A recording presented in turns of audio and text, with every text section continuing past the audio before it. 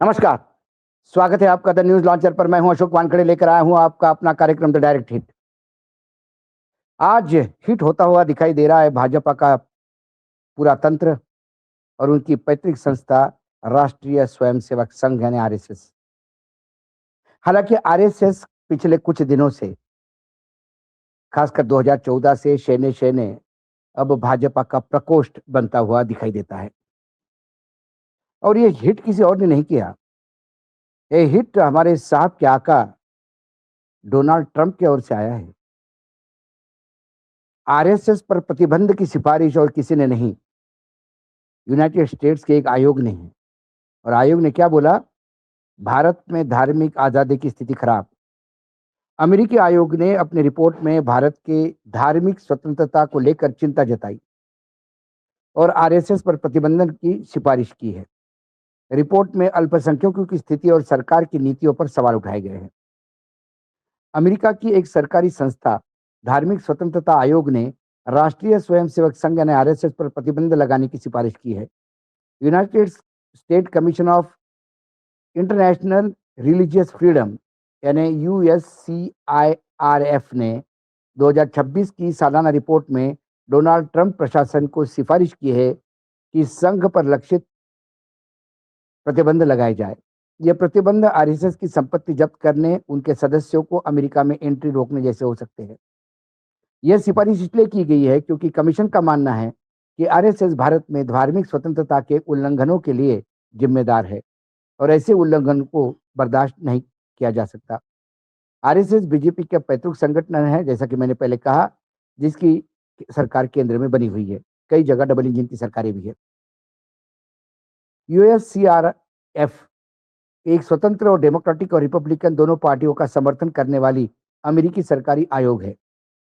इसे 1998 में अंतर्राष्ट्रीय धार्मिक स्वतंत्रता कानून के तहत बनाया गया था। यह आयोग दूसरे देशों में धर्म की आज़ादी या आस्था की स्वतंत्रता की निगरानी रखने का काम करता है। इसका मतलब ये देखना है कि कहीं पर लोगों को उनके धर्म मानने, पूजा करने या विश्वास रखने से रोका तो नहीं जा रहा है। इसका काम अमेरिका के राष्ट्रपति, विदेश मंत्री और कांग्रेस को सलाह देना भी है कि क्या नीतियां बननी चाहिए ताकि दुनिया में धर्म की आज़ादी बढ़े। ये सलाह कितनी अच्छी तरह से लागू हो रही है, इसकी जांच भी करना इनका काम है। कुल 9 सदस्य का कमिश्नर होता है। इनकी नियुक्तियां राष्ट्रपति या कांग्रेस के दोनों पार्टियों के नेता करते हैं। ये लोग किसी एक पार्टी के नहीं बल्कि दोनों पार्टियों से आते हैं। यूएससीआईआरएफ की रिपोर्ट 2026 मार्च की शुरुआत में जारी हुई। इस रिपोर्ट 2025 में दुनिया भर के धार्मिक स्वतंत्रता की स्थिति पर आधारित है। इसके साथ ही सिफारिशें की गई है। ये सिफारिशें बाध्यकारक नहीं होती, लेकिन अमेरिकी नीति पर असर डाल सकती है। यह 7वीं बार है जब कमीशन ने भारत को कंट्री ऑफ पर्टिकुलर कंसर्न यानी सीपीसी घोषित करने की सिफारिश की है। सीपीसी वो देश हुए जहां धार्मिक स्वतंत्रता के गंभीर लगातार बड़े उल्लंघन होते हैं। इस बार कुल 18 देशों को सीपीसी बनाने की सिफारिश है, जिसमें अफगानिस्तान, चीन, ईरान, पाकिस्तान, रूस जैसे देश शामिल हैं। रिपोर्ट में कहा गया है कि 2025 में भारत में धार्मिक स्वतंत्रता की स्थिति और बिगड़ी। सरकार ने धार्मिक अल्पसंख्यकों को, खासकर मुस्लिम और ईसाइयों को निशाना बनाने वाले नए कानून बनाए और लागू किए। मस्जिदों, गिरजाघर या अन्य धार्मिक स्थानों पर हमले सहन किए गए। रिपोर्ट में क्या-क्या कहा गया विस्तृत में यदि मैं देखूं, तो हिंदू राष्ट्रवादी भीड़ ने मुस्लिम और ईसाइयों पर हमले किए, हिंसा भड़काई और उन्हें परेशान किया, लेकिन पुलिस ने ज्यादातर मामलों में कुछ नहीं किया। कई राज्यों में गोहत्या कानून के नाम से मुस्लिमों पर हमले हुए। 12 राज्यों के एंटी कन्वर्जन कानून है, जिसमें 2025 में और सख्त बनाया गया। इनमें जेल की सजा बढ़ाई गई और धार्मिक कन्वर्जन की परिभाषा चौड़ी की गई। उमर खलीद, शर्जील इमाम जैसे सीएए विरोधी प्रदर्शनकारियों को 5 साल से बिना ट्रायल जेल में रखा गया। मार्च 2025 में महाराष्ट्र में औरंगजेब की कब्र हटाने की मांग पर दंगे हुए, जिसमें दर्जनों घायल हुए। जून में उड़ीसा में 20 ईसाई परिवारों पर हमला हुआ क्योंकि उन्हें हिंदू बनने से मना किया। अप्रैल में कश्मीर में पर्यटकों पर हमला हुआ, जिसमें 26 लोग मारे गए। इसके बाद भारत में मुसलमानों पर हमले बढ़े। मई में 40 रोहिंग्या शरणार्थियों को, जिनमें 15 ईसाई थे, को समुद्र में फेंक दिया गया, जो तैरकर बर्मा के किनारे गए। जुलाई में असम से सैकड़ों बंगाली मुस्लिमों को बांग्लादेश भेजा गया, भले ही वे भारतीय नागरिक थे। वक्फ बिल पास हुआ, जिसमें वक्फ संपत्ति पर गैर मुस्लिमों को शामिल किया गया। इससे पश्चिम बंगाल में दंगे हुए, 3 लोग मारे गए। सुप्रीम कोर्ट ने कुछ प्रावधानों पर रोक लगाई। उत्तराखंड मदरसा बोर्ड खत्म कर दिया गया और अल्पसंख्यक शिक्षा संस्थानों को राज्य के नियंत्रण में लाया गया। इस पर भारत सरकार की जो प्रतिक्रिया है वो इस प्रकार है। भारत सरकार ने अभी इस रिपोर्ट की कोई आधिकारिक बयान नहीं दिया, लेकिन पिछले साल यानी मार्च 2025 में आई ऐसी ही रिपोर्ट पर विदेश मंत्रालय ने कहा था, यूएससीआईआरएफ की रिपोर्ट पक्षपाती और राजनीतिक रूप से प्रेरित होती है।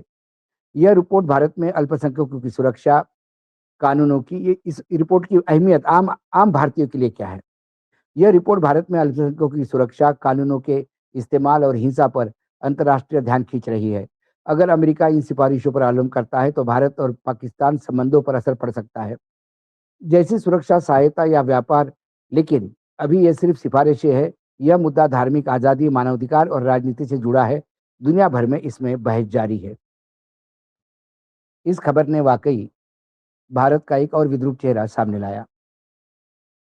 जब हम एक ग्लोबल विलेज की बात करते हैं और इतने जल्दी खबरें पहुंचती है, आपने देखा होगा कि अमेरिका में क्या हो रहा है, ये 5 मिनट के अंदर हमारे पास आता है। हमारे देश में क्या हो रहा है, ये विश्व को समझता नहीं होगा, ऐसा नहीं। क्रिसमस के समय चर्चों पे हुए हमले, क्रिसमस मनाने वाले लोगों के पे हुए हमले, क्या ये अमेरिकी आयोग द्वारा देखा नहीं गया होगा? हमारे यहाँ किसी के दुकान का नाम बाबा रख दिया करके झगड़े हो गए। क्या ये अमेरिकी सरकार देखती नहीं है? सभी विश्व के लोग देखते हैं। 2014 के पहले भी ये भारत था, लेकिन इतनी घृणा नहीं थी। जहाँ 2080 की बात की जाती है, जहाँ राज्य की डेमोग्राफी बदलने की बात की जाती है, जहाँ भाषा का संयम, मतलब एक मुस्लिम सांसद को दूसरा हिंदू सांसद पार्लियामेंट के पटल पर गाली देता है और उसके बाद भी कोई एक्शन नहीं होता। हाल ही में हाईकोर्ट ने, इलाहाबाद ने, उत्तर प्रदेश के एक जिले के डीएम और एसपी को यह कहा कि आप इस्तीफा क्यों नहीं देते, क्योंकि सर्वोच्च न्यायालय ने यह कह दिया कि यदि कोई अपनी धार्मिक परंपरा के अनुसार घर में पूजा करना चाहता है तो कर सकता है, इसमें रोक नहीं। यदि किसी के यहाँ आंगन में जगह है और 4 लोग वहां नमाज पढ़ते हैं और जिसका आंगन है उसको ऑब्जेक्शन नहीं है, तो फिर डीएम और एसपी ऑब्जेक्शन लेने वाले कौन है? निजी जमीन पर भी कोई नमाज नहीं पढ़ सकता, ये कौन सा कानून है? ऐसे कई मामले हैं जो उच्च न्यायालय के हैं, जो सर्वोच्च न्यायालय के हैं, जहाँ समय समय पे सरकार को लताड़ पड़ी है, पुलिस को लताड़ पड़ी है। हेट स्पीच को लेकर लगातार सर्वोच्च न्यायालय ने कई बार सरकार को एफआईआर दर्ज करने के लिए मजबूर किया या चीजों को गंभीरता से लेना। लेकिन क्या करें, जब हेट स्पीच का मामला आता है तो उसमें पहले 5 में हमारे प्रधानमंत्री भी आते हैं, गृह मंत्री भी आते हैं और फिर उत्तर प्रदेश के मुख्यमंत्री भी आते हैं। जब बागड़ ही खेत को खाने लगे तो फिर हम किसकी तरफ देखें? अमेरिका की इस रिपोर्ट से भारत में संघ पे कोई फर्क नहीं पड़ेगा, लेकिन संघ के विदेश के कार्यक्रमों में, खासकर अमेरिका में, फर्क जरूर पड़ेगा। क्या इसके बाद भी संघ कोई संज्ञान लेने की जरूरत करेगा या फिर ऐसा ही चलने देगा कि मोहन भागवत कहते हैं कि हर मस्जिद में मंदिर मत ढूंढो, मोहन भागवत कहते हैं कि मुसलमानों का डीएनए इसी देश का डीएनए है, मोहन भागवत कहते हैं कि मुसलमान भी इस देश में अनिवार्य है, लेकिन उनके बजरंग दल और बाकी जो हिंदू, विश्व हिंदू से परिषद जैसे जो आउटफिट है, या भाजपा के जो नेता है, वो 24/7 एक धर्म विशेष को गालियां देते रहते हैं। किसी की नजर से ही छूटता नहीं। आज डायरेक्ट हिट में इतना ही। कल फिर आता हूँ किसी विषय के साथ। तब तक के लिए नमस्कार। देखते रहिएगा द न्यूज लॉन्चर।